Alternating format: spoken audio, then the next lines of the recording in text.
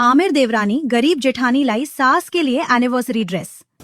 सुबह का समय है और सविता रसोई में खाना बना रही है।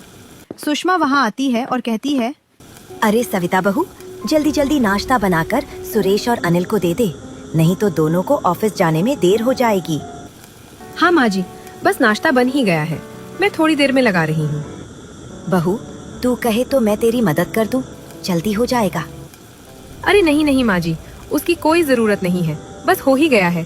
आप बैठिए, मैं नाश्ता लगा रही हूँ। ऐसा कहकर सविता फिर से रोटियां सेकने लगती है। तब तक सभी लोग डाइनिंग टेबल पर आकर बैठ जाते हैं। सविता सभी के लिए खाना लगाती है। तब अनिल कहता है, भाभी, आज तो आपने मेरी पसंद का नाश्ता बनाया है।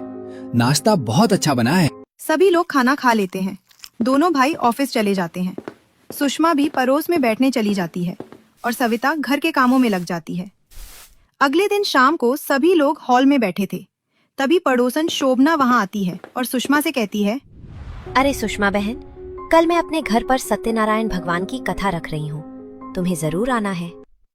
हाँ हाँ शोभना बहन, तुम चिंता मत करो, मैं जरूर आऊंगी। बातें करने के बाद शोभना चली जाती है। तब सविता अपनी सास से कहती है, माँ जी, कल सत्यनारायण भगवान की कथा में आप क्या पहन कर जाएंगी? आपके पास तो एक भी अच्छी साड़ी नहीं है। अरे बहू, इस घर को बनाने के लिए सुरेश ने लोन लिया था, तो बेटों की सैलरी लोन में कट जाती है। तेरे ससुर जी भी रिटायर हो चुके हैं, इसलिए हमें छोटी छोटी चीजों के लिए अपने मन को मारना पड़ता है। जाने दे बहू, मैं पुरानी साड़ी पहनकर चली जाऊंगी, तू चिंता मत कर। सविता अपनी सास की बात सुनकर चुप हो जाती है, लेकिन उसे यह बात अच्छी नहीं लगती। रात को अपने कमरे में अपने पति से बात करते हुए सविता कहती है, सुनिए, आपको तो मालूम है कि माँ जी के पास कोई भी अच्छी साड़ी नहीं है।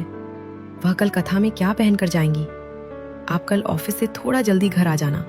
मैंने जो कुछ पैसे इकट्ठा किए हैं, उनसे कल बाजार जाकर माँ जी के लिए एक साड़ी ले आते हैं। सविता, तुम हर बार अपने इकट्ठा किए हुए पैसे कहीं न कहीं खर्च कर देती हो। तुमने कहा था ना कि तुम्हारे पास चप्पल नहीं है और तुम्हें अपने लिए चूड़ियां भी लानी है। अगर तुम माँ के लिए साड़ी ले आओगी तो ये सारी चीजें फिर कैसे आ पाएंगी?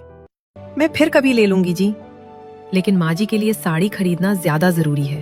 आपको तो पता है कि बचपन से ही मेरी माँ नहीं है और मैं अपनी सासू माँ को ही अपनी माँ समान समझती हूँ, इसलिए मुझे उनके लिए कुछ करने में दुगनी खुशी होती है। सविता की बात सुनकर सुरेश भावुक हो जाता है। अगले दिन शाम को सुरेश जल्दी घर आ जाता है। सविता तैयार होकर सुरेश के साथ बाजार जाती है। वह साड़ी की दुकान पर जाती है और साड़ी लेती है और फिर अपने पति के साथ घर आती है। वह देखती है कि उसकी सास पुरानी साड़ी में कथा में जाने के लिए तैयार हो गई थी। सविता उन्हें देखकर कहती है, ये क्या माँ जी, आप पुरानी साड़ी पहनकर जा रही हैं? इसकी कोई जरूरत नहीं है। देखिए, मैं आपके लिए नई साड़ी लेकर आई हूँ, आप इसे पहनकर जाइए। अरे बहू, तू मेरे लिए साड़ी ले आई? क्या जरूरत थी इसकी? कैसे जरूरत नहीं थी माँ जी, बिल्कुल जरूरत थी। आप जाइए और अभी इसे बदल कर आइए। अरे भाग्यवान, जब बहू कह रही है तो उसका मान रखो और जल्दी साड़ी बदल कर आओ। मैं भी तो देखूं तुम्हारी बहू तुम्हारे लिए कैसी साड़ी लेकर आई है। अब सुषमा साड़ी लेकर अंदर जाती है और थोड़ी देर बाद वो साड़ी पहनकर बाहर आती है तो वो बहुत सुंदर लग रही थी। ये देखकर मुकुंद कहता है, अरे वाह सुषमा, तू तो अपनी उम्र से 10 साल छोटी लग रही है। सचमुच बहू, तुम बहुत सुंदर साड़ी लेकर आई हो। अजी, आपको मजाक करने के लिए मैं ही मिली हूँ क्या? चलिए, अब मैं जा रही हूँ कथा में, मुझे देर हो रही है। ऐसा कहकर सुषमा कथा में जाने के लिए निकल जाती है।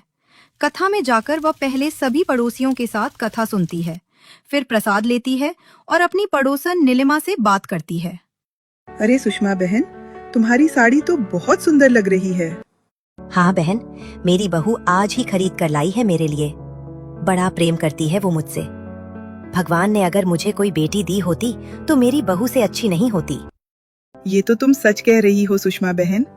वैसे अब तुम्हारा दूसरा बेटा भी शादी के लायक हो गया है, अपनी दूसरी बहू भी जल्दी से ले आओ। हाँ नीलिमा बहन, बस जल्दी से कोई अच्छी सी लड़की मिल जाए तो मैं अपने छोटे बेटे की भी शादी कर दूं।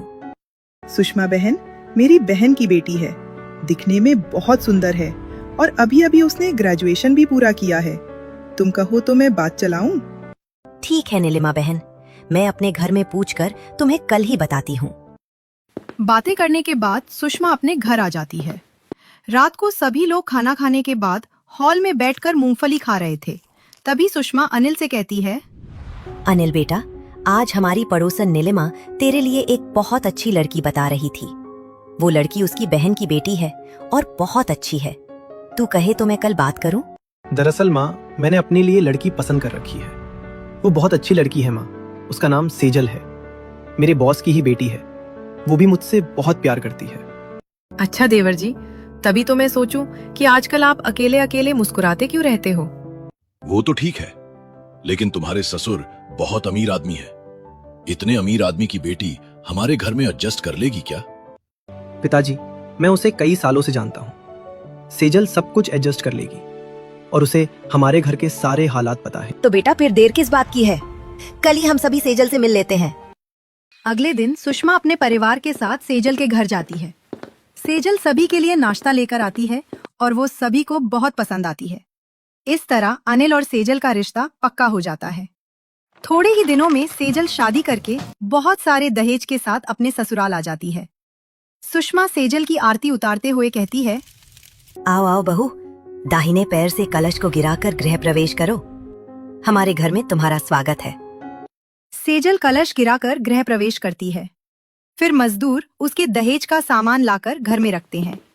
सारा दहेज जम जाने के बाद मुकुंद कहता है, सेजल बेटा, सारा दहेज जम चुका है। अब तुम भी अपने कमरे में जाकर आराम करो। काफी रात हो गई है। बाकी सभी भी आराम करो। मुकुंद के ऐसा कहने पर सभी लोग अपने अपने कमरे में जाकर आराम करते हैं। अगले दिन सुबह सेजल तैयार होकर अपनी सास के पास आती है तो उसकी सास उससे कहती है, आ गई सेजल बहू, आज तेरी मुंह दिखाई की रस्म है। थोड़ी देर में सभी औरतें आती ही होंगी। थोड़ी देर बाद सभी औरतें आ जाती हैं और सेजल की मुंह दिखाई की रस्म शुरू हो जाती है। सभी उसे देखकर उसकी तारीफ करने लगती हैं। अरे वाह सुषमा, तुम्हारी छोटी बहू तो बहुत ही सुंदर है। सुषमा, तुम्हारी छोटी बहू तो ढेर सारा दहेज लेकर आई है। दहेज से तुम्हारा घर भर गया है। बड़ी बहू तो कुछ भी लेकर नहीं आई थी। माला बहन, बड़ी बहू गरीब घर की थी। छोटी बहू सुना है बहुत अमीर घर की है। अरे बहन, मेरी नजरों में तो मेरी दोनों बहुएं मेरी आंखों के दो तारों की तरह हैं। कोई दहेज लाए या ना लाए, उससे मुझे कोई फर्क नहीं पड़ता। मेरे लिए दोनों एक समान है। अपनी सास की बात सुनकर सेजल को बहुत बुरा लगता है। वो मन ही मन सोचती है, मैंने तो सोचा था कि इतना सारा दहेज लेकर जाऊंगी तो माँ जी मुझसे बहुत खुश होंगी, लेकिन इन्होंने तो मुझे मेरी गरीब जेठानी के बराबर में रख दिया। थोड़ी देर बाद मुंह दिखाई की रस्म खत्म हो जाती है और सभी औरतें अपने अपने घर चली जाती हैं। तब सुषमा सेजल से कहती है, सेजल बहू, आज तुम्हारी पहली रसोई की रस्म भी है। तुम किचन में जाकर सभी के लिए खाना बना लो। वैसे तो सविता बहू ने सारी तैयारी कर दी होगी। वो काफी देर पहले ही किचन में चली गई थी। ठीक है माँ जी, मैं देख लेती हूँ। सेजल किचन में जाती है तो उसे देखकर सविता कहती है, अरे आओ आओ देवरानी जी, देखो मैंने आटा गूंथ कर रख दिया है। दाल चावल भी निकाल कर रख दिए हैं और मीठे के लिए सूजी भी भून कर रख दी है। अब आप अपनी पहली रसोई का खाना आराम से बना सकती हो। हाँ जेठानी जी, वो तो ठीक है, लेकिन मेरे सिर में दर्द है तो खाना आप ही बना लो। मैं बस चम्मच चला दूंगी। कोई बात नहीं देवरानी जी, आप जाकर आराम कर लो। खाना बन जाएगा तो मैं आपको बुला लूंगी। अब सेजल अपने कमरे में जाती है और बिस्तर पर लेटकर फोन चलाते हुए मन ही मन सोचती है, मैं काम क्यों करूं? जेठानी जी है ना काम करने के लिए, वही करेंगी सारा काम। काफी देर बाद सविता सेजल के पास आती है और कहती है, देवरानी जी चलिए, खाना बन गया है, आप चम्मच चला दीजिए। अब सेजल सविता के साथ रसोई में आती है और सभी खाने में चम्मच चला देती है। उसके बाद सेजल सविता से कहती है, जेठानी जी, अगर आप बुरा ना माने तो क्या मैं सबको ये कह सकती हूँ कि खाना मैंने बनाया है? वरना अगर सबको पता चल गया कि मैंने अपनी पहली रसोई का खाना भी नहीं बनाया तो सबको बुरा लगेगा। अरे हाँ देवरानी जी, कोई बात नहीं, आप ऐसा ही कह देना। अब सविता सभी के लिए डाइनिंग टेबल पर खाना लगाती है। सभी लोग खाना खाकर सेजल के हाथ के खाने की बहुत तारीफ करते हैं। खाने के बाद सब सेजल को नेक में थोड़े पैसे या छोटा मोटा सामान देते हैं। सेजल शगुन ले लेती है। उसके बाद वह अपने कमरे में जाकर कुछ गिफ्ट के पैकेट लेकर आती है और सभी को देते हुए कहती है, लीजिए, मैं आप सबके लिए गिफ्ट लेकर आई हूँ। माँ जी, आपके लिए साड़ी है, काफी महंगी है। पिताजी आपके लिए कोट पैंट और भैया भाभी आपके लिए कपल ड्रेस। सभी लोग सेजल का गिफ्ट पाकर बहुत खुश होते हैं। तब सेजल कहती है, वैसे माँ जी, आपके लिए मैंने बहुत महंगी साड़ी पसंद की है, बताइए आपको कैसी लगी? हाँ बहू, बहुत सुंदर है। वैसे कुछ दिनों पहले बड़ी बहू भी कथा के लिए साड़ी लेकर आई थी, वो भी बहुत सुंदर थी। लेकिन माँ जी, मेरी दी हुई साड़ी बहुत महंगी है। बहू, गिफ्ट की कीमत नहीं बल्कि गिफ्ट देने वाले का दिल देखा जाता है, और मेरी दोनों बहुओं का दिल बहुत अच्छा है। ऐसा कहकर सुषमा वहाँ से चली जाती है। तब सेजल मन ही मन सोचती है, मैंने सबको इतना महंगा गिफ्ट दिया, उसके बाद भी माँ जी ने मेरी बराबरी मेरी गरीब जेठानी से कर दी। अब सेजल की शादी को लगभग 4 दिन बीत चुके हैं। ऐसे ही शाम हो जाती है और सविता रसोई में जाकर खाना बनाने लगती है। तभी अनिल कमरे में फोन चला रही सेजल से कहता है, सेजल, सविता भाभी अकेले खाना बना रही हैं, तुम जाकर उनकी मदद कर दो। वैसे भी भाभी घर का काम खत्म करने के बाद सिलाई का काम करती हैं, वो काफी थक जाती हैं। ठीक है अनिल, मैं कर देती हूँ। ऐसा कहकर सेजल रसोई में आती है और सविता को काम करते हुए देखकर सोचती है, जेठानी तो गरीब घर की है, उन्हें ये सब करने की आदत है। मैं भला उनके साथ काम क्यों करूं? ऐसा करती हूँ, कोई बहाना कर देती हूँ। ऐसा सोचकर सेजल सविता से कहती है, सविता भाभी, आज मुझे अपनी एक सहेली से बात करनी है, तो प्लीज आप अकेले काम कर लो, मैं कल से आपकी हेल्प कर दूंगी। हाँ हाँ सेजल, कोई बात नहीं। अब सेजल अपनी सहेली को फोन लगाती है और बातें करने लगती है। सविता सारा खाना बनाकर रख देती है और सेजल से कहती है, सेजल, मैंने खाना बना दिया है, अब तुम सबको खाना परोस देना। मुझे सिलाई करनी है तो मैं अपने कमरे में जा रही हूँ। ऐसा कहकर सविता अपने कमरे में चली जाती है। थोड़ी देर बाद सेजल सभी के लिए खाना लगाती है और सविता को कमरे से बुलाने जाती है तो देखती है कि सविता सिलाई कर रही थी।